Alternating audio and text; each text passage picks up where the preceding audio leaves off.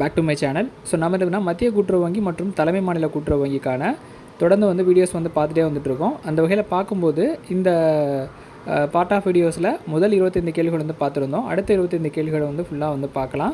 So பார்க்க முடியும் channel நீங்கள் சப்ஸ்கிரைப் பண்ணிவிட்டு வாங்க. அதே மாதிரி எக்ஸாமினேஷன் பாயிண்ட் ஆஃப் வியூவில் ஸ்டடி மெட்டீரியல் வேணுங்கிறவங்க டிஸ்கிரிப்ஷனில் வாட்ஸ்அப் நம்பருக்கு வாட்ஸ்அப் பண்ணிவிட்டு ஸ்டடி புக்ஸ் நீங்கள் வந்து பர்ச்சேஸ் பண்ணிக்கலாம். ஸோ புக்ஸ் வந்து கொரியரில் தான் நம்ம வந்து சென்ட் பண்ணுறோன்றதை இன்டிமேஷனாக கொடுத்தாச்சு. ஸோ சாஃப்ட் காப்பி அப்படின்றது வந்து கிடையாது, ஃபுல்லாகவே ஹார்ட் காப்பி தான். ஸோ டெஸ்ட் பேட்ச் ஜாயின் பண்ணணும்னு நினைக்கிறவங்க ஆப் மூலியம் தான் டெஸ்ட்டு வந்து கண்டக்ட் பண்ணுறோம். ஸோ டெஸ்ட்டு வந்து நீங்கள் ஆப்லேயே ஜாயின் பண்ணி நீங்கள் டெஸ்ட்டு வந்து அட்டன் பண்ணிக்கலாம். அதுவும் டிஸ்கிரிப்ஷனில் வாட்ஸ்அப் நம்பர் இருக்குது, பார்த்துட்டு வாட்ஸ்அப்பில் வந்து மெசேஜ் பண்ணுங்கள். டெஸ்ட்டு ஷெடியூல் என்ன, ஸோ பேட்ச் அந்த டெஸ்ட்டில் எப்படி ஜாயின் பண்ணுன்றதெல்லாம் அடுத்த வீடியோவில் நான் வந்து அப்டேட் பண்ணுறேன். ஸோ இதில் பார்த்திங்கன்னா அடுத்த 25 கேள்விகள் வந்து பார்க்கலாம். கூட்டுறவு நிறுவனங்கள் டேஸின் படி நடைபெறக்கூடியவை. கூட்டுறவின் நிறுவனங்கள் வந்து பார்த்திங்கன்னா துணை விதிகளின் கீழே வந்து நடைபெறக்கூடியவை. கீழ்கண்டவற்றுள் எது ஒன்று கூட்டுறவு கொள்கை அல்ல? ஜனநாயக முறையில் நிர்வாகம், தடையின்றி தன்னிச்சையாக உறுப்பினராகுதல், பொருளாதார நடவடிக்கைகளில் உறுப்பினரின் மேம்பாடு. இது மூணுமே வந்து கூட்டுறவினுடைய கொள்கை.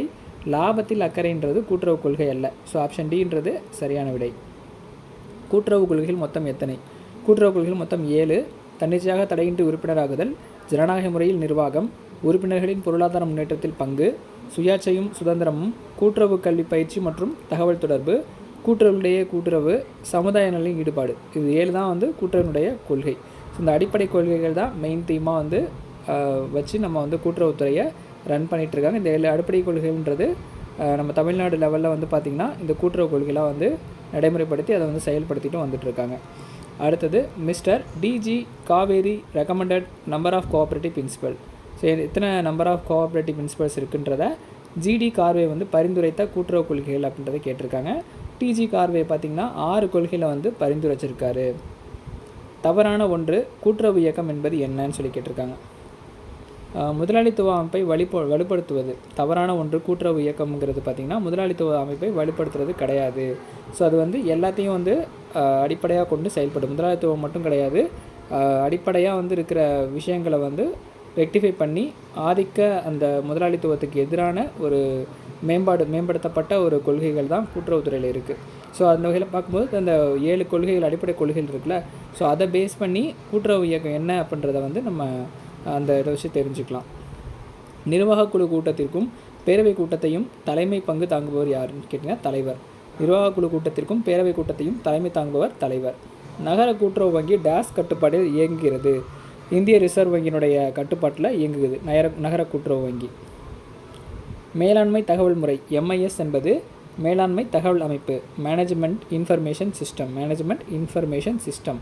ஸோ MIS தான் நமக்கு இதில் சப்ஜெக்ட் பேப்பராகவும் இருக்குது. அந்த MIS கொஷின்லேருந்து ஒரு 15-16 கேள்விகள் அப்படின்றது வந்து கேட்பாங்க, கம்ப்யூட்டர் கொஷின்னு. ஸோ அதை வந்து பேஸ் பண்ணி நம்ம அடுத்த வீடியோவில் வந்து உங்களுக்கு ரெகுலராக அப்டேட் பண்ணுறேன். மேலாண்மை தகவல் முறை அப்படின்றது வந்து MISங்கிறது பார்த்திங்கன்னா மேலாண்மை தகவல் அமைப்பு. ஒரு தொடக்க வேளாண்மை கூட்டுறவு கடன் சங்க நிர்வாக குழுவில் உள்ள உறுப்பினர்களின் எண்ணிக்கை.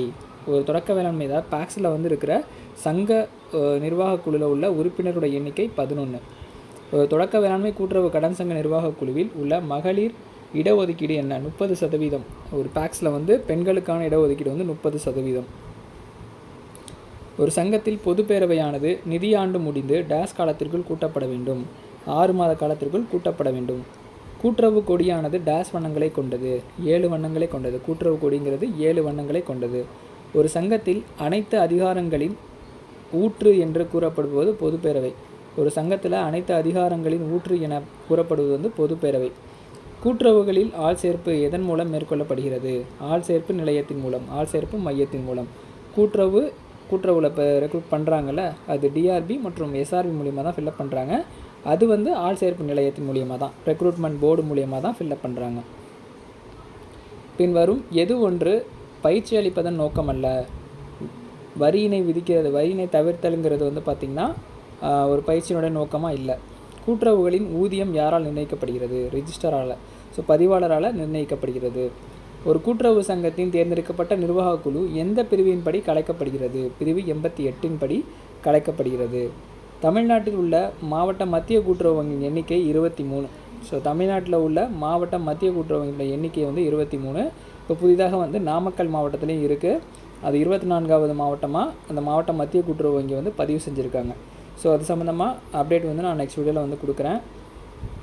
கூட்டுறவு சங்கங்களின் பதிவாளரை நியமிப்பது மாநில அரசு. கூட்டுறவு சங்கங்களின் பதிவாளரை நியமிப்பது மாநில அரசு. இது வந்து ரீசெண்ட் கொஷின் தான், 2024 வந்த கொஷின் தான். ஸோ அதை பார்த்தீங்கனாலே தெரியும் உங்களுக்கு. ஆவின் வணிக குறியீடு யாருடையது? ஆவின் வணிக குறியீடு கூட்டுறவினுடையது. ஸோ அந்த தமிழ்நாட்டில் உள்ள மாவட்ட மத்திய கூட்டுறவு வங்கியுடைய எண்ணிக்கையை மட்டும் நான் அஃபிஷியலாக கன்ஃபார்ம் பண்ணிட்டு சொல்கிறேன். இது 24 அப்டேட் பண்ண கொஷின்றப்போ வந்து 23 இருக்கிறதுக்கு வாய்ப்பு இருக்குது. ஸோ அது ஆர்பிஐயில் பதிவு பண்ணுறதுக்காக அந்த மாவட்ட மத்திய கூட்டுறவு வங்கி வந்து ரிஜிஸ்டர் பண்ணுறதுக்காக வந்து கொடுத்துருக்கிறதா இன்ஃபர்மேஷன் அந்த டைமில் வந்து வெளியாகிருந்தது. போன இயரில் 2024 தான் வந்து ஓப்பன் பண்ணாங்க. எங்கன்னா நாமக்கல் மாவட்டத்தில். ஸோ அது வந்து அஃபிஷியலாக அப்டேட் பண்ணியிருக்காங்க என்னன்றதை நான் நெக்ஸ்ட் வீடியோவில் வந்து செப்பரேட் பண்ணி சொல்கிறேன். இல்லை உங்களுக்கு தெரிஞ்சால் கூட நீங்கள் கமெண்ட் செக்ஷனில் வந்து கமெண்ட் பண்ணுங்கள்.